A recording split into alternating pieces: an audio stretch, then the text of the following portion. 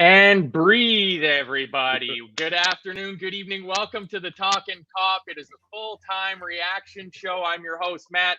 I'm joined by Robbie. I'm joined by Kev. I'm joined by Chris Brack. It has finished in I believe the technical term for it is a ding-dong at Anfield. Liverpool 4, Fulham 3. Robbie, how did you like that? I loved it. I absolutely loved it. Well, yeah, I was a very angry man up to, with about 9 minutes to play. But and like Endo, what a guy! Like, that's a second good goal for Liverpool. Now that header in the UEFA Cup as well to add to it today. But what a guy! And then main man at Scouser in our team strikes it home for us to give us the 3 points. But it's fantastic. But that there were some negatives, and I'm sure we're going to have to talk about them. But what it's going to do is sicken Arsenal fans and sicken City fans who are probably in the concourse, having a few points laughing at us at 3-2. But that's what if you want to have pretensions to win the league, you got to do these things, And we did it today, and it reminded me back in the good old days of Klopp 1.0. So yeah, it was great. Yeah, Bracky, that was slight shades of Norwich 4, Liverpool 5 about it, wasn't it? Yeah, my foot's killing me. I've absolutely volleyed something across the room. So I'll be honest, I think I might have broken something at my foot. So, yeah, I agree with Robbie. Listen, it'll be a sickener for a lot of opposition fans. I'll be honest, judging by social media, it'd be a sickener for some of our fans. The amount of fans I've read who were happy to give it to Fulham. I'm glad Fulham won it because they deserve it. And I've never left the match early. Generally, lads, if you're leaving matches early still, fuck off and give your ticket to someone else. Yeah. That what you're in it for. Yeah, you got to go for it. Keep going. But yeah, look, that was mental brilliance. It's just the best way to put mental brilliance today. And I was got the Endo goal. I've never celebrated a goal so much. And it wasn't even because it was an equaliser, because I don't really care about that. It was because of who it was, because the guy gets a lot of unfair stick, I think, and big goal, and then Trent doing his Steven Gerrard impression, which is always good.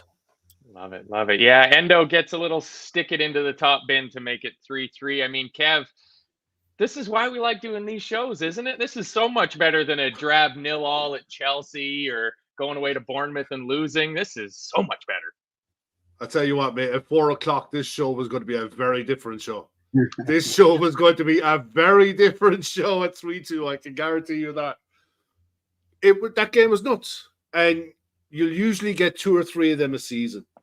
And the all important thing in games is you come out on top.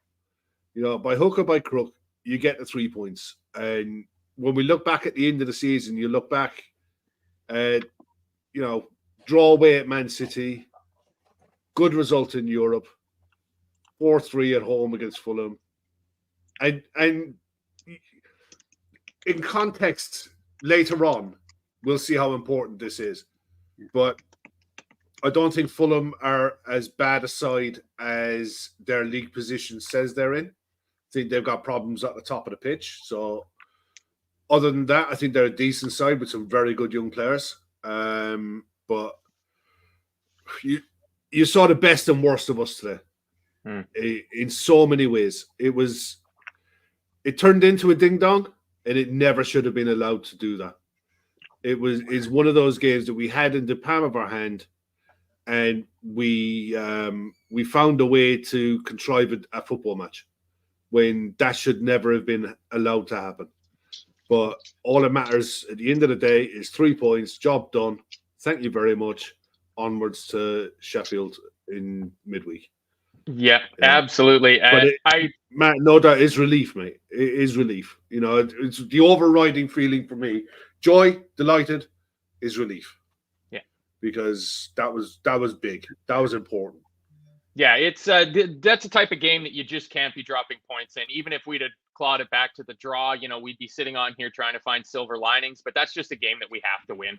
Like, if we're going to mount any amount of title challenge this season, which I do think we are, I've always said that from before a ball was kicked this season, our home form needs to be absolutely perfect, almost. And so far, so good, even though it was a bit shaky. But I think you're right to point out that Fulham, I thought, were set up very well today. And I mean, kudos to Marco Silva. He still has yet to beat Liverpool in a league game. I believe that's 7 straight losses now for Marco Silva as manager in the Premier League. But our lineup coming out, I mean, it seemed like a pretty easy one to predict. I was thinking about it before lineups dropped this morning, and the only one that I got wrong was Gravenberch instead of Jones. But Kelleher in goal, obviously. Trent Matip, Virgil, Tsimikas, Szoboszlai, McAllister, Gravenberch, Salah, Darwin, Diaz through the middle. I mean, pretty much to be expected, right, Robbie? Oh, absolutely, yeah. I think did Jones get the full 90 on Thursday? I can't recall. No, I think he came on as a sub, didn't he? Did he come on at sub? Yeah. I was at it, and so that shows how much I was early. I was in the pub on Thursday. But I thought Jones might have been in there, but the team pretty much picked itself. It's only really the midfield is where you could chop and change, and with Gakpo getting the start on Thursday, he definitely did, didn't he? I thought, he won't make the starting lineup on today on Sunday. So I think you couldn't complain about the team, and everything was going well. Like I thought up until their first goal. I mean, I thought we started very well. From the get-go, Salah put a lovely ball through to Szoboszlai in the first couple of minutes, I remember, and it was ruled offside. But they played some good stuff, and Fulham weren't putting many passes together. They couldn't really hold on to the ball. Then we had the offside goal around the 8-9 minute, with Diaz being slightly off, and then we had the injury delay, which I thought maybe the lads probably got a bit cold, and it took a bit of a sting out of the play at that stage, But yeah, happy with the team, no complaints at all. But as it transpired, some play better than others, That's always how it works. And I mean, Chris, Fulham lineup with Bernd Leno in goal, Kenny Tetti, Shirley Bassey, Tim Ream, Anthony Robinson, Paulinho, another Reed, Iwobi Pereira, former Liverpool Academy product Harry Wilson, and Raul Jimenez up top. And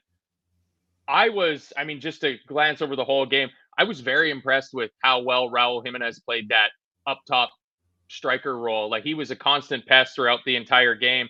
And Anthony Robinson, he was a player that I really liked last season for Fulham, and I thought he had another great game for Fulham today. Yeah, he did. Fulham played well. They're well set up. I think Marco Silva's record against Klopp's slightly better than we think. Not at Anfield, but I know it is when he's playing at home. He actually has got quite a few results against Klopp. So he always sets up well. Jimenez, I thought, did the link-up play well. The one time he got the link-up play wrong led to the McAllister goal, which we'll it's a great assist. It's the best assist he'll ever do in his life. But yeah, they're just an annoying side for them. They're one of those sides where if you play your best, you should beat them, but if you're slightly below par, these are a side that they know how to hurt these big teams. I think that's what people know with Fulham is, as long as you're switched on, you need to do. But I've seen a few in the chat. You'll say, does the result cover a multitude of sins? Possibly, but I actually thought we played really well against City. You wonder, is this going to be another Luton result? But we kind of found a way of getting through. There are things we can certainly do better. Finishing being one, because we've decided all of a sudden we can miss 4 or 5 big chances and then shit the bed when it gets to 3-2. But listen, it's a team in progress. We're going to have these sort of areas, I think, when it's a new team and a new layout.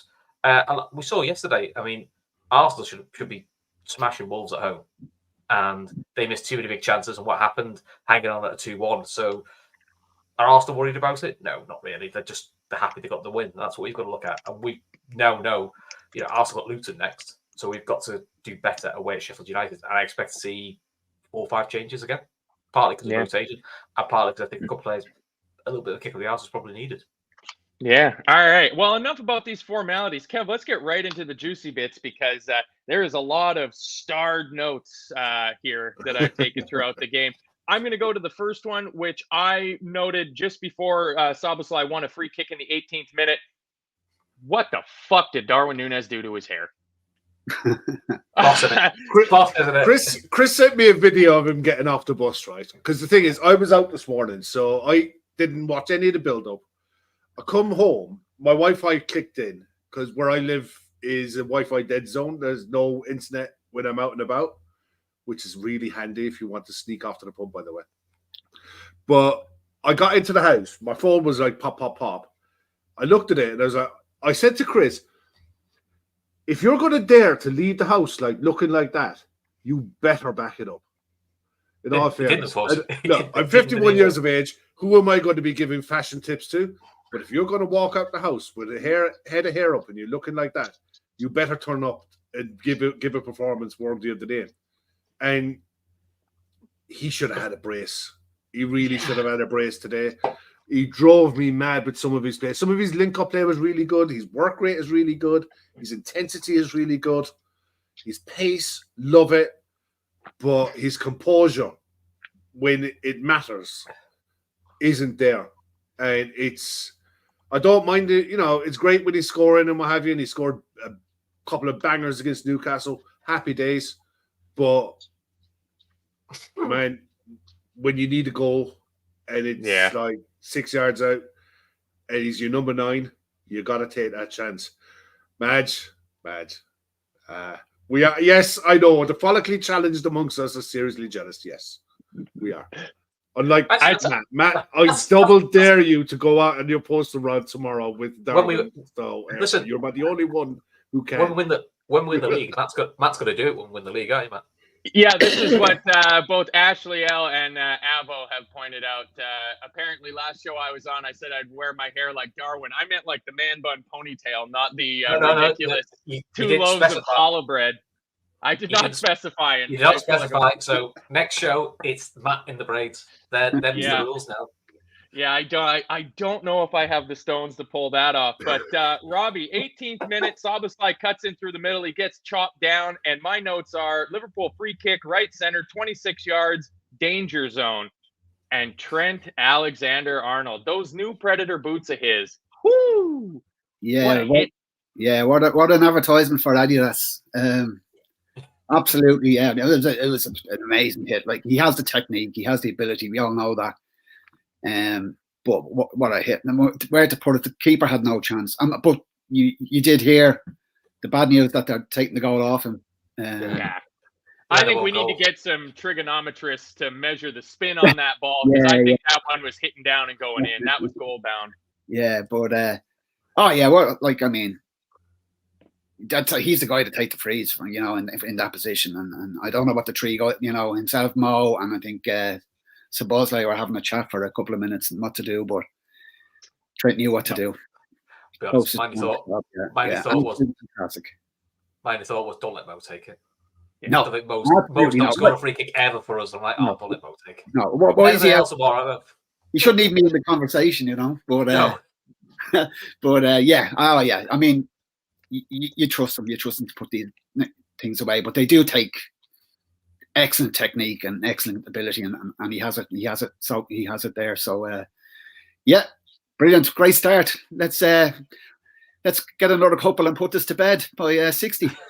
Yeah, well, it was kind of hoping that it was going to carry on like the last game. We get the first goal, and then immediately we go down. We get a second goal, and we just absolutely take all the sting out of the game. But instead, it's about 6 minutes later, and I had a hard time telling who put the cross in, because there was a fair number of the Fulham players that went with the bleach blonde hair. But I believe it was Anthony Robinson puts a low cross in, and Harry Wilson coming back to bite us. Chris, near post, sneaks it underneath Kelleher. Let's play the blame game. Where are we all laying 100% of the blame? Who is shit and should never play for Liverpool ever again? Trent and McAllister, because he runs. Oh, okay. So if we flick it the way around, jokes aside, if we flick it the way around, if we score that goal, we're not saying the keeper's shit, the fullback shit. What we're saying is that is a brilliantly late-timed third man run into the box, which is what he does, and he lays him up that McAllister can't see him, and he's too far, not close enough to Trent to engage with him. He's taking the right angle off of Trent to take Trent out of play. If we're being honest, if we score that, we're going, that's an amazing late run. What a spot, what a finish. I've seen people blame the keeper. Why? It's this nonsense that, it's near post, should save it. It's hit like a bullet right at his feet. Goes through his legs. half an inch of weight, he probably gets his foot in and clears it, and we'd all be going, what an amazing save that is. To me, I don't think you can blame the keeper for that. He's just left exposed. If we're being nitpicky, between Trent and McAllister, could one of them either cut the cross out or perhaps got to Wilson a bit sooner? Maybe. If we want to look at, if you want to look at the keeper, he should do better with the second goal, which we'll come to, because I do think, he's not the only one. It's about 3 or 4 of them should do better with the second goal. But I think to blame Queeve for that one is a bit harsh, but I think it's the world we're in at the moment. And people tell me it's honesty and it's we're just giving an opinion and we're not slagging him off. It is. It basically is, who can we make the scapegoat? We can't make it Curtis Jones. He's not on the pitch. So we can't make it Henson. He's left the club. Is it? Wrong club. So let's find a new. Let's find a new one. So Kelleher's getting the blame for everything now. And do you know what? For the goal, it's one of them. I think it's one. I think you give Fulham credit. I think it's a good, well worked goal by Fulham. I think the second goal and the third goal, I have bigger problems with. I have less issues with the first goal. Yeah. Kev, what about you? It always looks like there's blame for the keeper when the ball goes directly underneath his feet, but it's a well-worked goal from Fulham, right? Yeah, he should have done better. He should do better. I think he should be anticipating where that ball is going to go. It's not going to go across him. It's always going to go near a post. But the blame lies with Joel Matip. You do not give the ball away in that area of the pitch that loosely, because everyone is in transition. Everyone is out of position there. And as soon as you lose the ball in your own half, while everyone is already gone, you're scrambling. Joel is pulled out of position out to right back. Trent is acting like a centre-back. He's not a centre-back. McAllister lost the runner. Queeve should do better at his near post. But ultimately, this all started with Joel Matip giving the ball away stupidly. And it was a lazy pass. It was a weak pass. It was a slow pass. And it was never going to get to where he wanted it to get to. So it was a complete brain fart on his part that started all this. So that's where the blame lies. Everyone else is trying to scramble around and clear up his fucking mess. But ultimately, and I love Joel Matip to bits, but ultimately that goal is on him. If you haven't seen the City have gone 1-0 down, it's from a corner, it's a breakaway goal. I tell you, if City had a 6, you could just cut those sort of goals out. It'd be fucking brilliant. But anyway, sorry. I keep getting told their 6 stops everything. Sorry. Yeah. Richard Lefebvre says he maintains that if Endo starts, that first goal never happens because he sniffs out the danger and tracks the scorer all the way back to goal. And there's an argument to be made for that because he is a natural 6, and so he's more naturally tuned in to those danger areas when the ball's turned over in the dangerous transition areas. But you probably get more on the ball though with McAllister. You get more sort of interception and probably get. I was going to say you don't. You'd expect, but in those games, you'd expect us to be dominating the ball more. And I would say, if of the 3 that started, they're all better passers than Endo. Not that he's a poor passer, but you would just say they've got a bit more inventiveness in them. Well, I'll tell you, he passes one quite well in about the 87th minute that we'll talk about Lord Endo in a minute. Yeah. 38th minute, Chris. You mentioned it when we were talking about Jimenez at the start, going through lineups.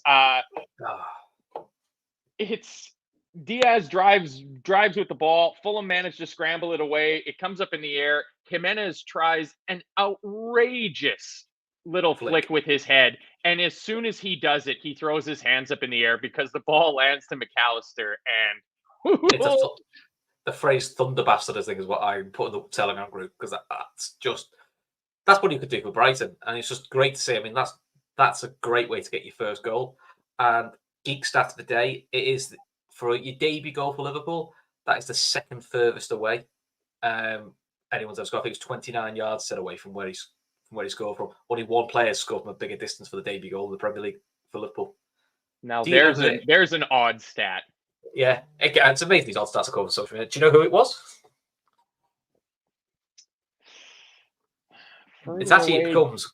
It's an infamous Klopp game.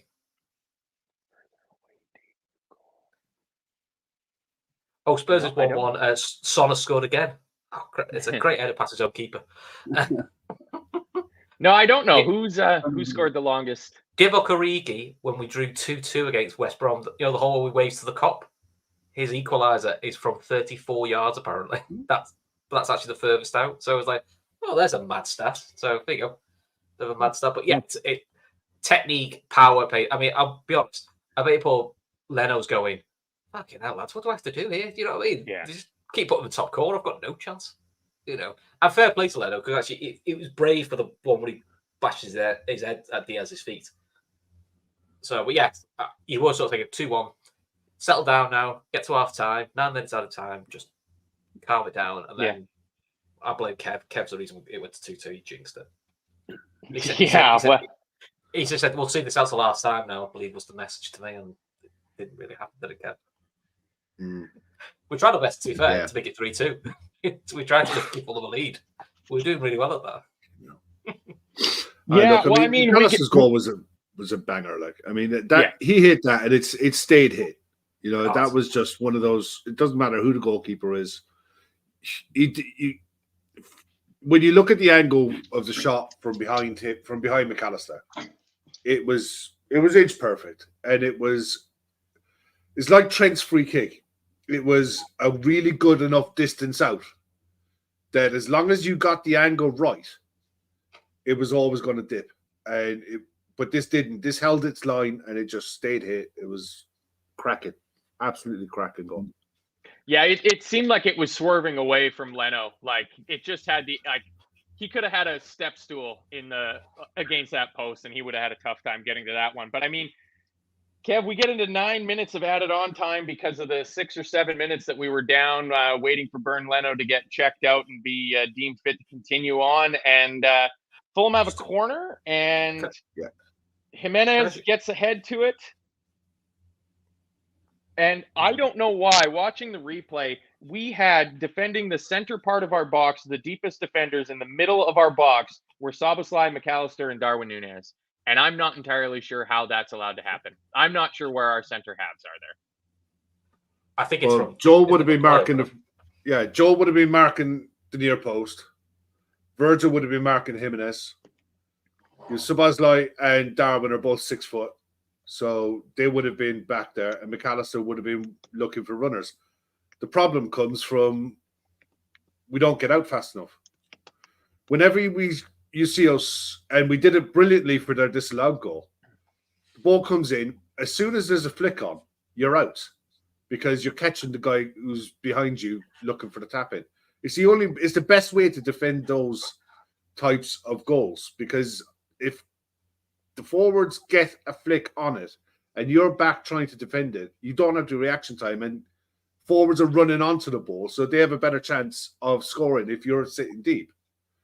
So you have to push out. And it was only inches that we didn't get out. But look, Darwin didn't get out. He was the last man. He didn't get out.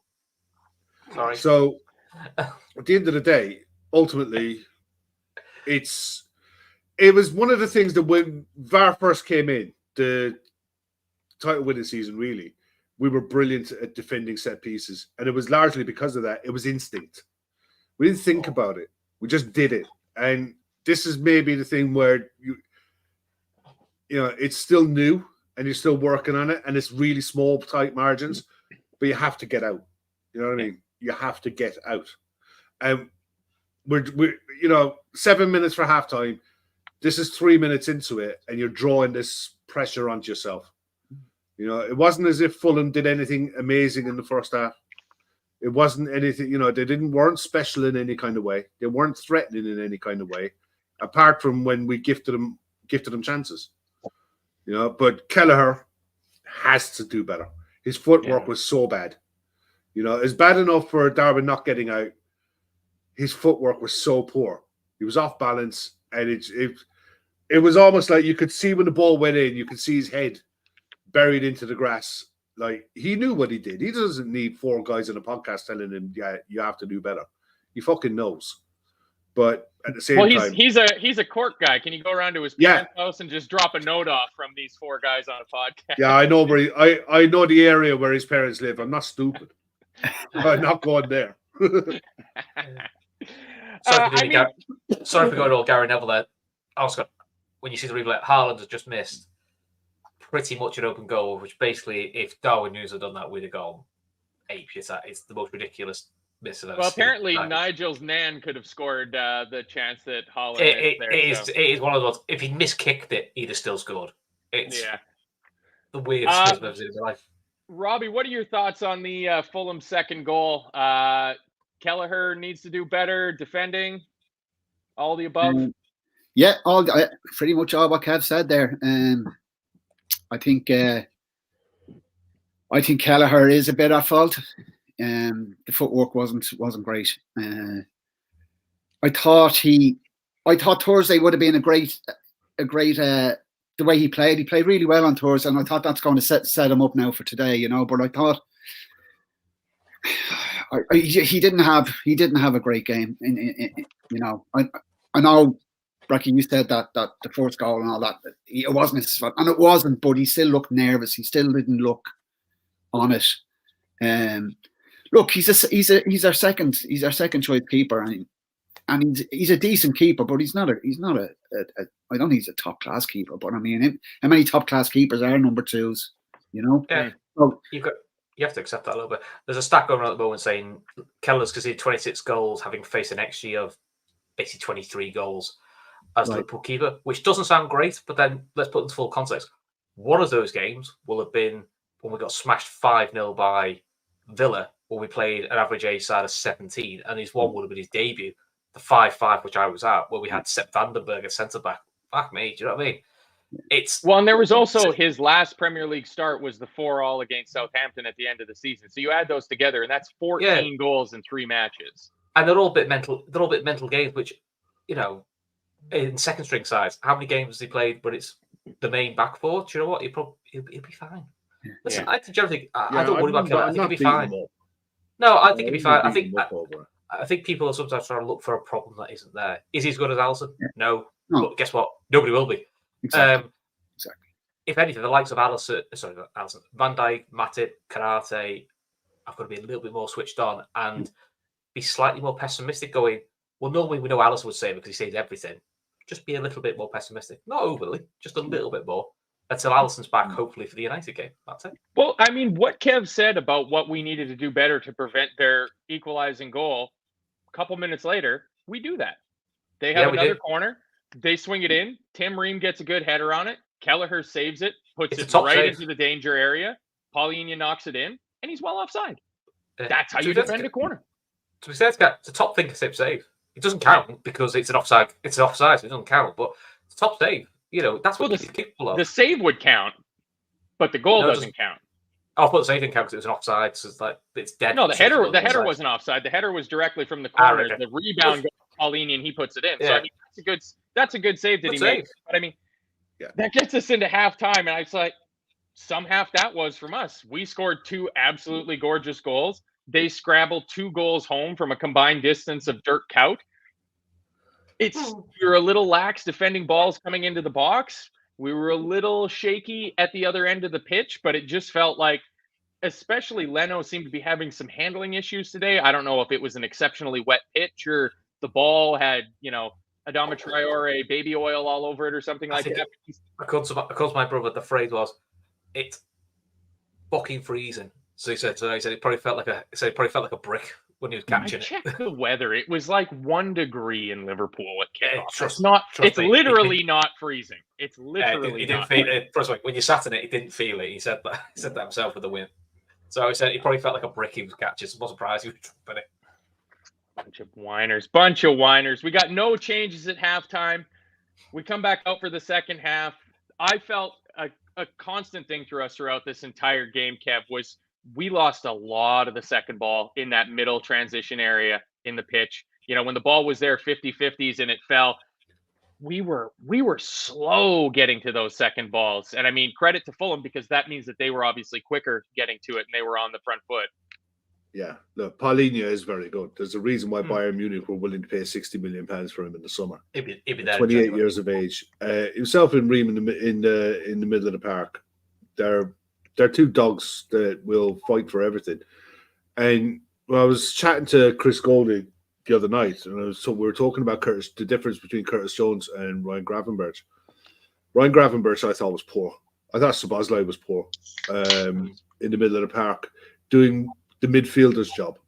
the keeping it, rotating it, moving the ball, keeping possession, looking for smart passes, not looking for Hail Mary, Holy Joe passes. It was, not every pass from midfield into the forward line needs to be a holiday pass, or it needs to be. You need to be smarter in the middle of the park, especially when you're up against two defensive players who you need to move around. And I think that's the difference between what Ryan Gravenberch gives you and what Curtis Jones gives you, especially. I think Curtis is a bit smarter in the middle of the park at keeping possession and keeping pressure on. I also thought that Fulham played out from our press really well.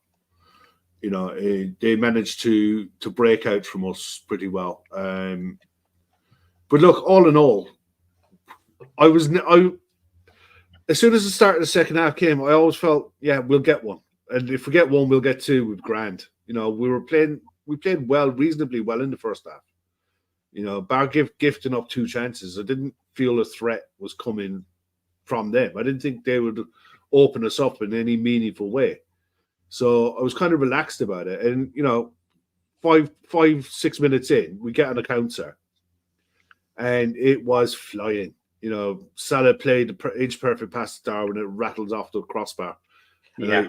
At 2-2, that's the one you need to take. You have to slot that. Apparently, that's the sixth time he's hit the bar from a big chance. I know. And look, there's going to be...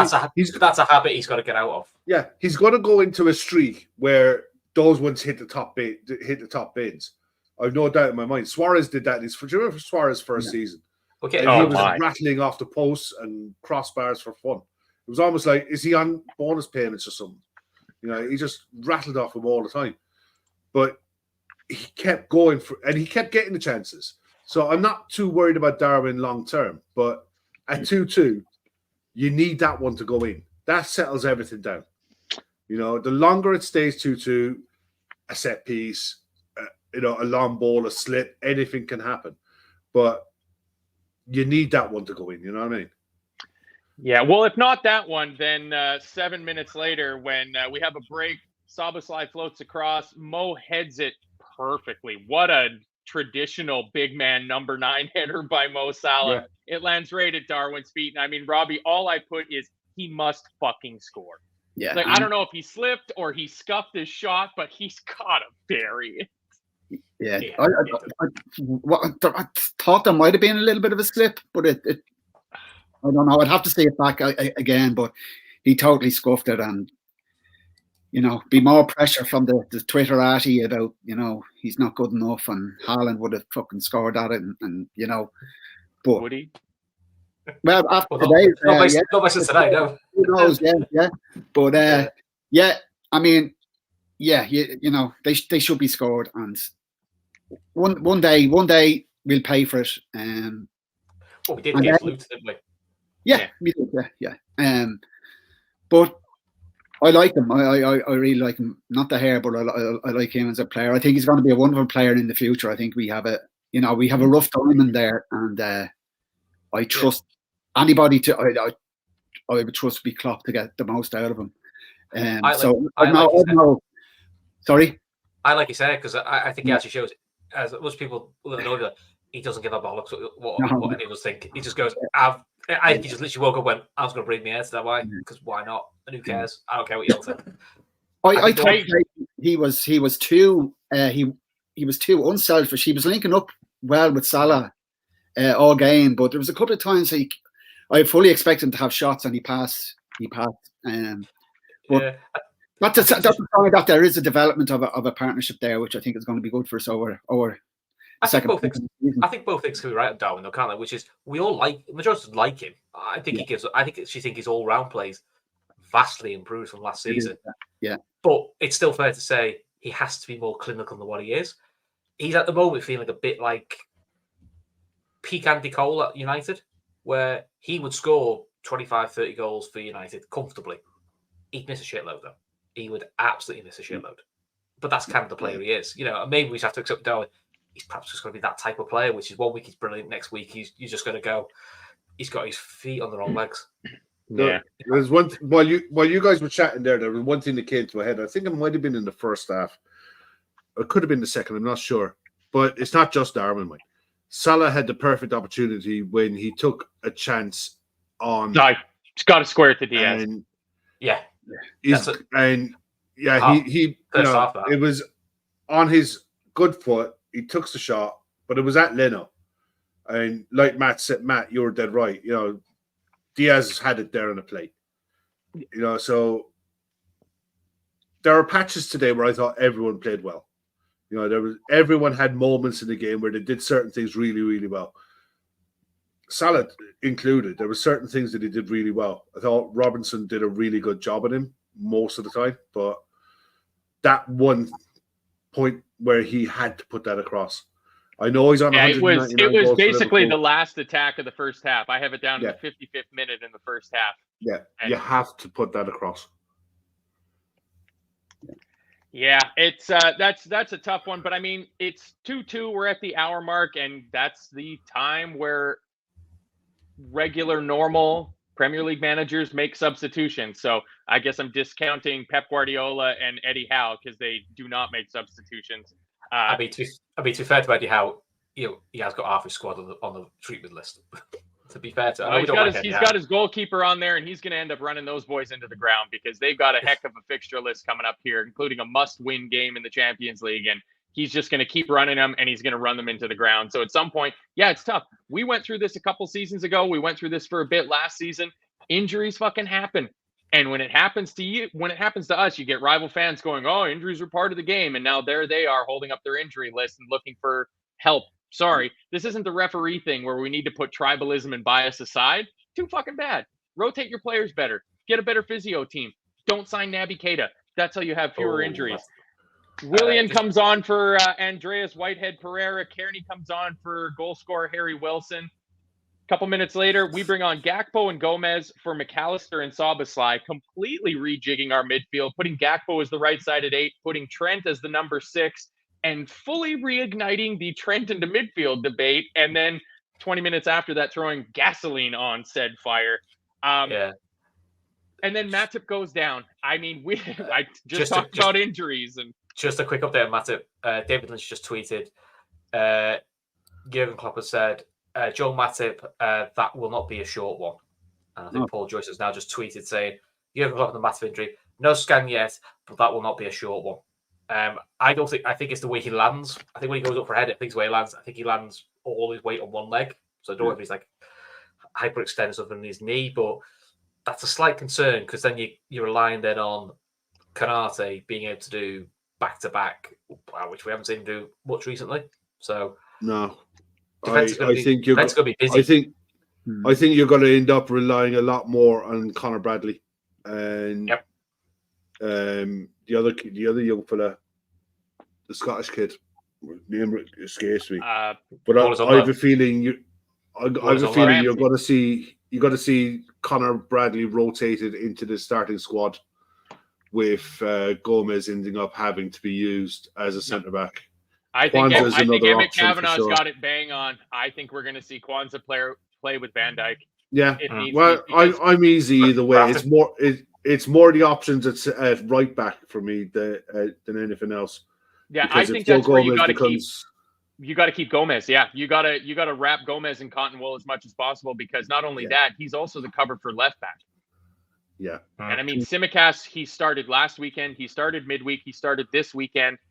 Does he go midweek again? You would have thought to see Tsimikas playing 6-7 starts in 3 weeks.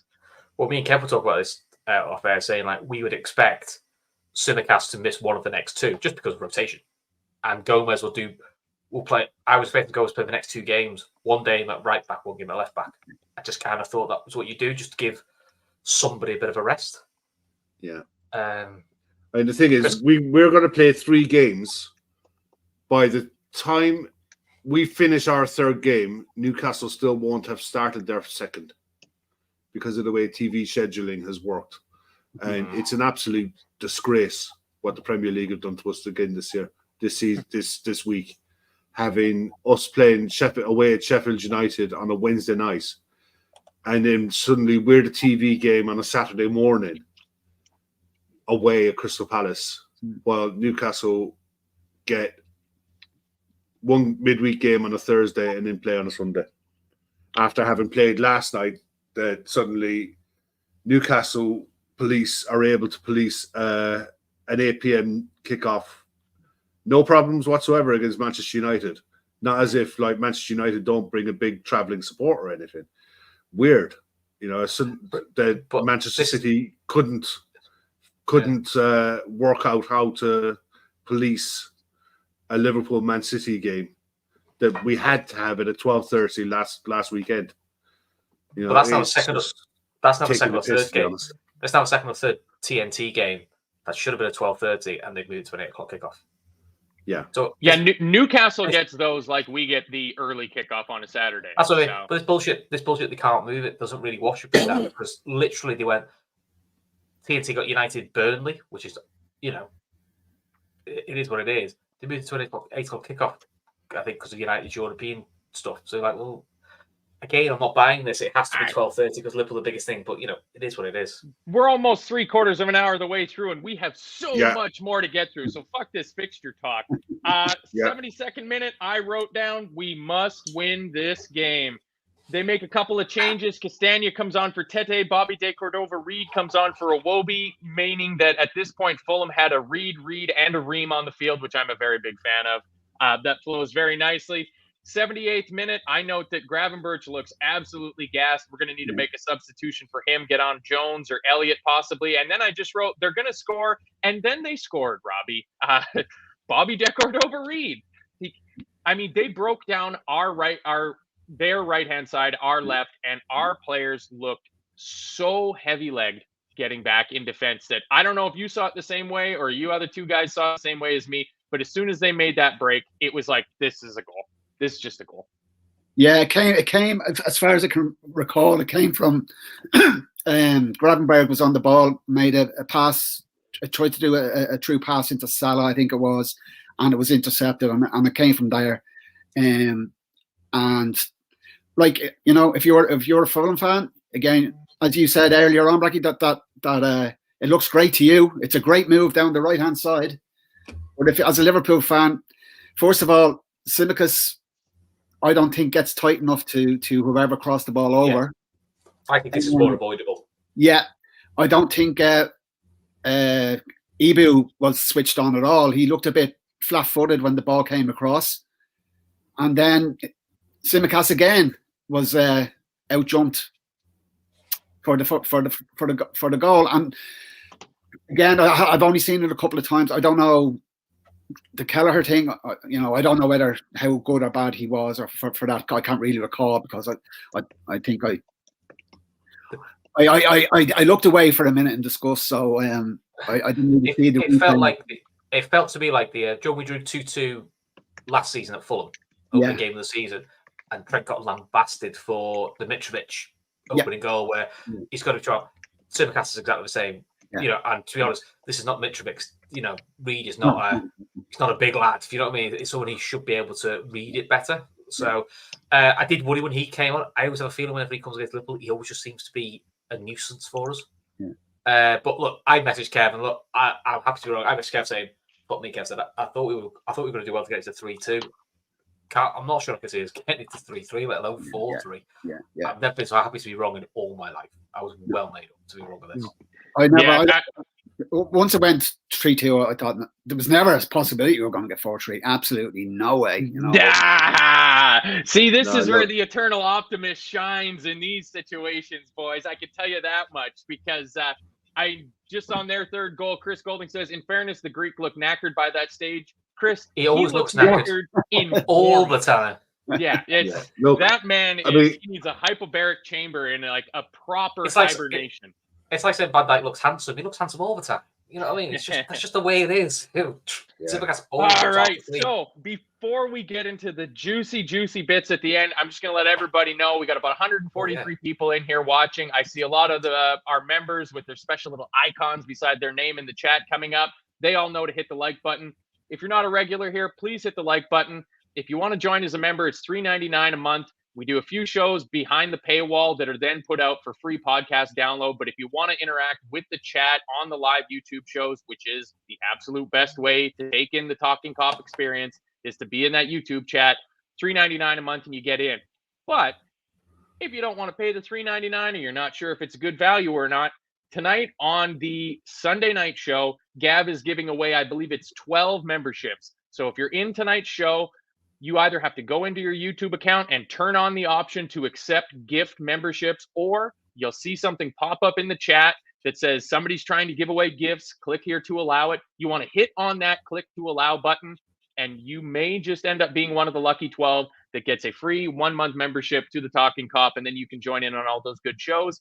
If you're already a paying member, you don't have to worry about it. You cannot receive a gift if you're already paying for it. That's just how it works. But Chris, I'm going to come to you on this because you were talking about it before we started. 83rd minute, we take off the obviously gassed Ryan Gravenberch. We bring on the much maligned Wataru Endo. He has a shot deflected over pretty much immediately. We get a corner. Mo should score. That should be the double 100. I got a 2 and 2-0 inflatable helium balloons here to celebrate his double century, and I'm going to have to keep him in the closet for at least another couple days because he did not bring up his double ton. And then another Thunder bastard, Chris. Yeah. Total honesty, when I saw he was coming on, I was like, oh, okay. Then I thought, but we need to get a third. You know, he's a defensive midfielder. I thought we're obviously going 3 at the back or something funky. I'm going to see something funky. But yeah, it fell to end out. Fuck me, that stayed hit. Absolutely loved it. And listen, I've defended Endo loads this show because I just think he's an easy person to poke fun at because he was the back. You know, because after we tried to get Caicedo, we didn't get Caicedo, we got him. He's automatically disliked. But honestly, that's some hit. It's a great hit. And I think I celebrate well because of who it was, thinking like, that's what you like. It's kind of like if Lucas Leiva ever scored an equaliser when he goes, let's be fair, Lucas very rarely scored. You just feel for players like who are the squad players making an impact. So, Kev knew it because he got a message up each day going, another Thunder bastard. I love Endo. Yeah. I think that's all he got off me. I think I was still thinking like it's going to be 3-3, which is quite shit. But I was at least pleased Endo had made an impact. And again, goes back to the people aren't as smart as they think they are when it comes to football and football substitutions because it involved all club subs again, you know, and it's happening more and more. I was so frustrated in that second half watching Joe Gomez tuck it into midfield when what we needed was width off both sides. You know, we needed to stretch the play and we never did. We did it on the left, you know, Diaz and Costas going forward were stretching the play out wide on the left, no problem. But they were able to tuck in on the right-hand side. And it made it a lot more difficult to pull them out of their shape. So it was driving me absolutely nuts. So I thought, if Endo comes on, at least someone can pull onto the wing, onto the right wing, and he can stay in the middle of the pitch. It was ridiculous watching it. It drove me absolutely nuts. But at the same time, he had one effort before the goal that went wide, and it was like a rangefinder type thing. But this one, bang, hits it 3-3, and his first instinct, get the ball, let's go again. Exactly the right attitude, exactly the attitude you need. Yeah, and we had momentum then. Yeah, if you watch his YouTube highlights of the few goals he got for Stuttgart, he's bangers from distance or brave headers. He doesn't score any other type of goal. So we've seen his forte so far. So buzzing for him. As I've put him in the chat, Lord Ender, that should made up for him. You know, that's what you want from him. I would start him next game as well. Yeah, it's hard to say who to leave out because I didn't think McAllister played poorly. I think he's really coming into his own. I just mean for a leg rotation in the midfield thing, you know. And if you're going to start Endo, start the dog away games where it's a bit of a battle. You've got to love your headers, basically play to his strengths. Really, that's the only reason. Not because I think McAllister was poor. It's just more of a rotation legs thing, and he maybe play both of them. Try something a bit different. Yeah. So before I come to you for the 88th minute absolute joy and elation, Kev, I'm just going to point out and pat myself on the back. After we got the corner from Endo's deflected shot before he scored, I have written down time left to win this 4-3. Let's go. Got to score quickly, though. Feeling pretty good about myself right there because, I mean, Kev, Matt, the dubious goals can't. You've also wrote that one with 5-0 down, though. Let's have it right. Yes, but you got to take your flowers when you end up winning. When you end up winning the show, so don't mention it in the games where we don't get beat 5-0 very often. But you're right. I do constantly believe that there's enough time for us to go and win a game. But in this case, I was correct. So I'm definitely pointing it out. But I mean, Kev, the Doobie goals panel will not take that goal off of Trent Alexander-Arnold. And for me, I'm going to presume that he diverted that ball with his little thigh touch just outside of the box, making all 4 of our goals from outside of the box. The Scouser. I can't think of a game where we scored 4 goals and I've seen 4 better goals. They were unreal goals, all of them. And the thing is, you're right, Matt. It's like you score the third, you get back into it. The key then is to get the next one quick. Just go. You have to get it quick because if you don't get it quick, it's not going to happen. Yeah.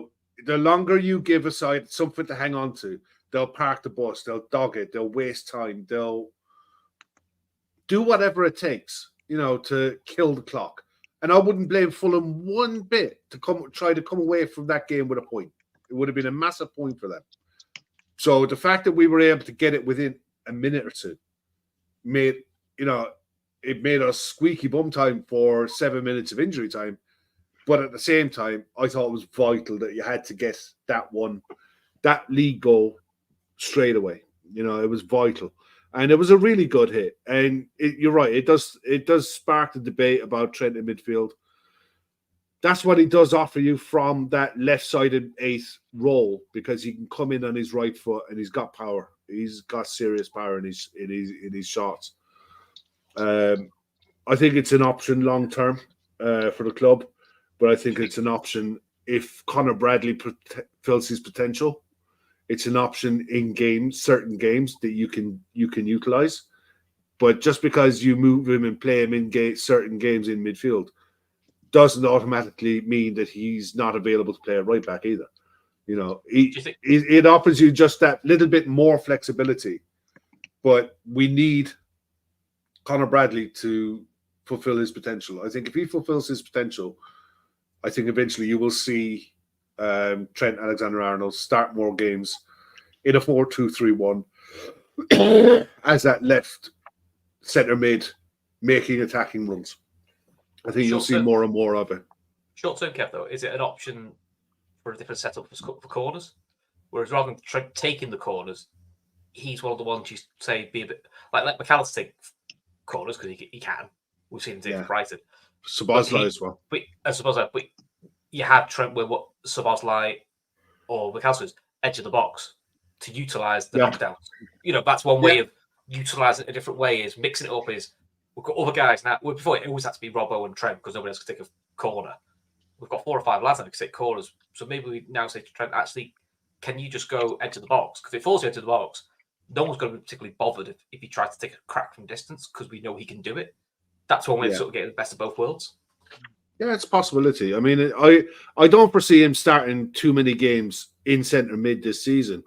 But it's like we've seen it today. It's an option within a game. Depending on the situation of the game, that if you need to go and chase a game down, you have that flexibility in your system to be able to do it. So having players with that amount of ability to do different things and give you different options is only a positive. And by the way, with the volume of games that we have coming up, I think everyone's going to get used. I think everyone is going to get minutes. I think there's going to be some surprising lineups, but there's going to be surprising lineups for everyone. Sheffield United are screaming and struggling for I think managers on his last legs there. So it's going to be massive now these next 2 games to keep pace with everyone around us because the way the league is panning out at the minute, it's survival. This feels like survival month. You know, you come out the other end of this. If you survived, you're in the mix. You know, but this is a time of the season, I think, that you can fall away really quickly if you don't keep the pace up with the Joneses. You can fall out of favor really quickly at this point of the season because the games do come thick and fast. Yeah, we're right in the middle of the combine harvester right now, and the wind is blowing and the separators are going, and we're separating the wheat from the chaff. And if you're lightweight, you get blown away and you get left in the dust. And it's only the heavyweights that stick around afterwards. So we're approaching the hour quite quickly. We're going to go around. I think we should do a pick of the litter in terms of what your favorite goal was, as well as man of the match. But I would be remiss if we did not point out specifically that even though Darwin Núñez seemed to stray offside every single time we had an attack in the first half and then missed a couple of absolute sitters, he played a vital role in the tying and winning goals.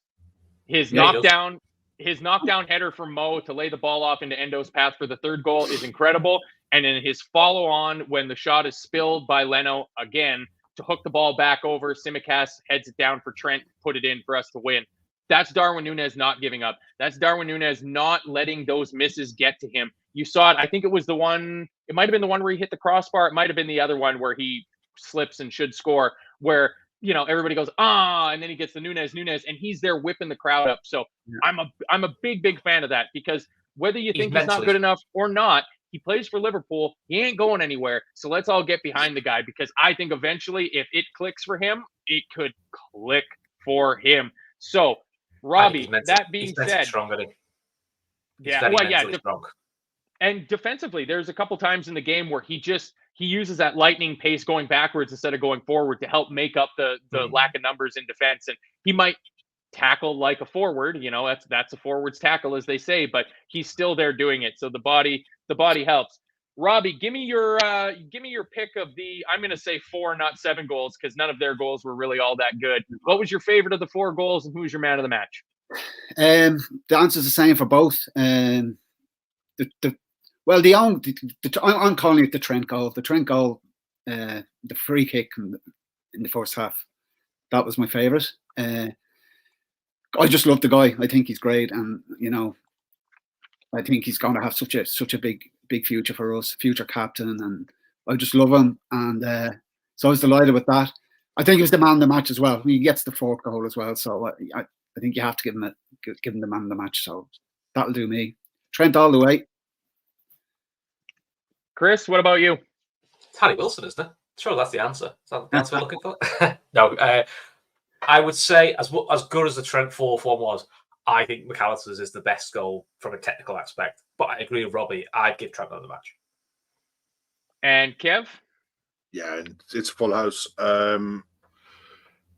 Despite his mistake for their first goal, his part in it.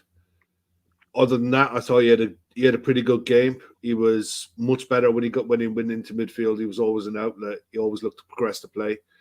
2 great goals. But my favourite goal was McAllister's, because that one just looked the business. You know what I mean? When he hit it, that just stayed hit. And I love that one. Although, in fairness, Trent's second goal, for context of the game, the importance of it, the timing of it, the fact that it was the end of the game and he'd run his race, you know what I mean? He'd covered some yards on the pitch. That was huge. But I loved the McAllister one. I really did. But they're 4 belters. There are 4 belters. So, you know, pick your poison. It's personal preference, to be honest. There's no wrong answer here. It's literally just personal preference for me. I would say there would be a wrong answer in terms of who the man of the match was, because I agree completely. Trent, completely man of the match. I love this comment from Ashley L., one of our members. It says, what a change in mentality from last season from Trent. He's finally growing into the leader we all wanted to see. And I mean, coming up with timely goals like that, I mean, the last 4 points that we picked up are on the back of Trent Alexander-Arnold goals. You know, the late equalizing goal against City and now the late winner at home against Fulham. So that's what we want to see. This is the player who I believe the team is built around.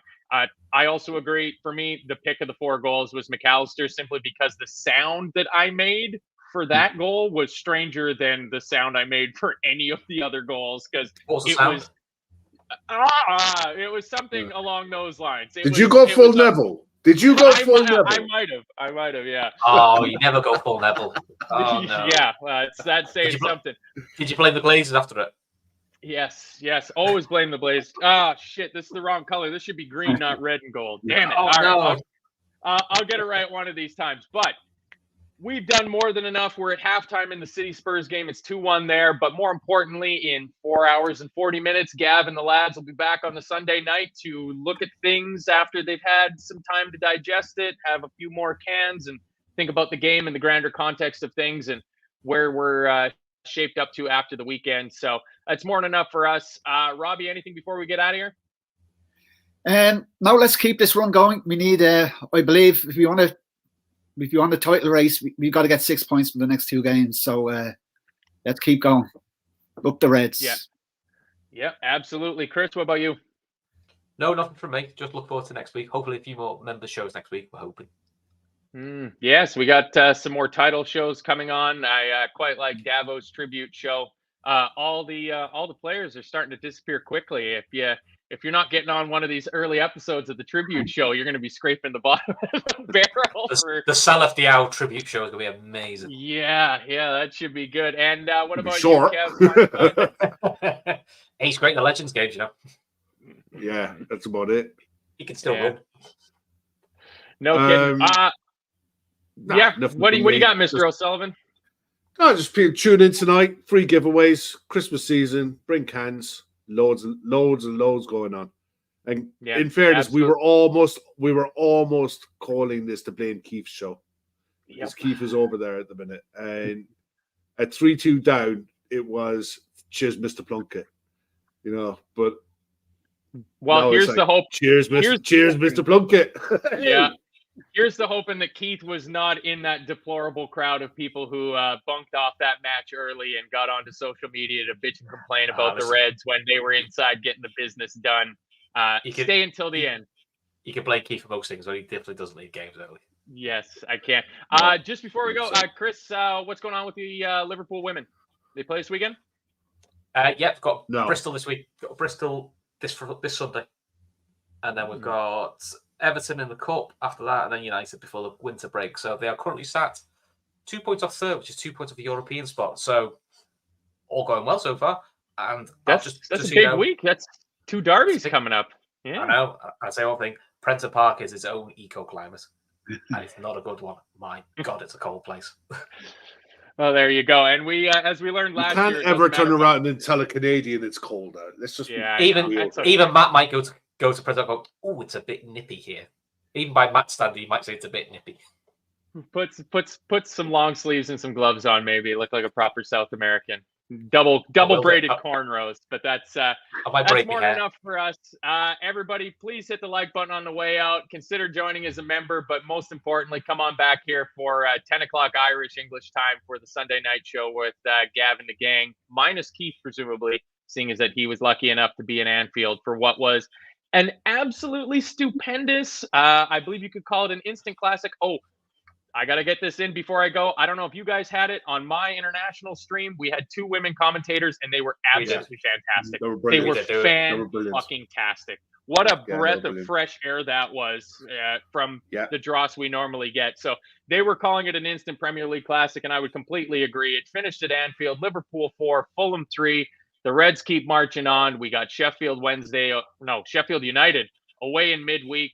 We'll have another reaction show for that. Thank you very much for joining us. We'll see you guys next time. Adios.